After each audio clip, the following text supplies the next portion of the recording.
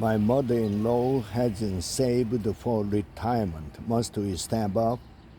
My mother-in-law is in her 50s and has worked as a horse trainer her whole life.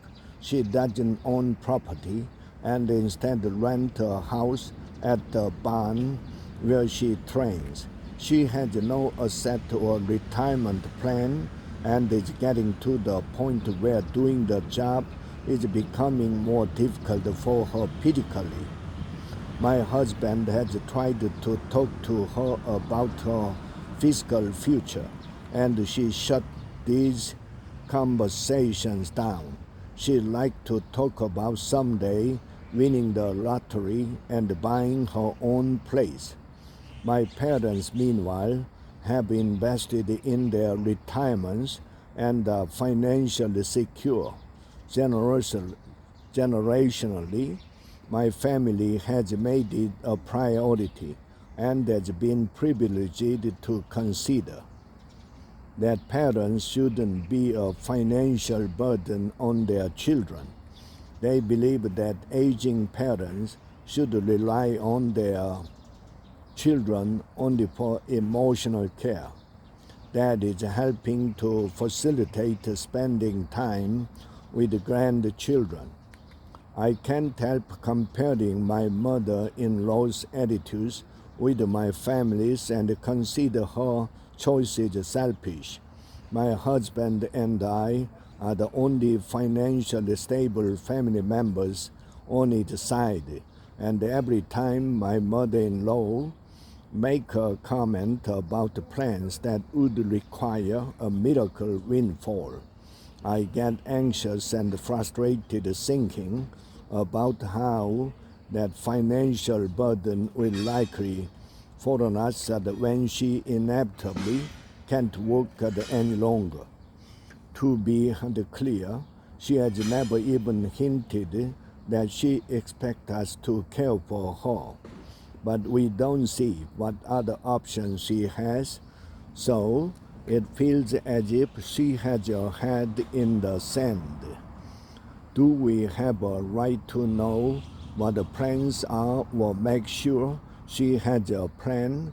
If she won't discuss them with us, does that absolve us of the future responsibility name withheld? It sounds as if her reluctance to discuss the future reflects a reluctance to face up to her bleak financial prospect.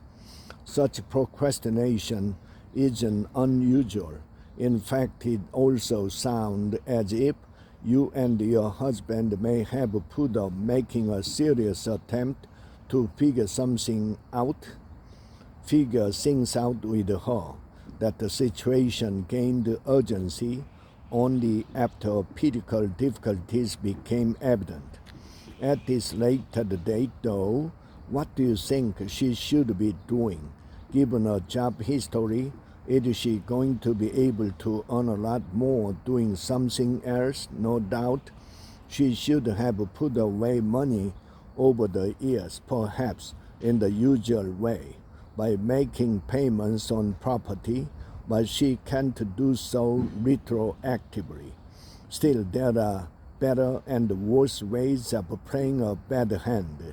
That's a reason to offer to pay for her to see a financial planner now, assuming her employer paid FICA taxes. Social Security payments would be in the offing. If a physical condition prevents her from working, would she qualify for Social Security disability insurance? Should she take her regular Social Security benefits at the earliest eligibility, currently age 62, or wait longer? Are there catch-up contributions she can make to a retirement account?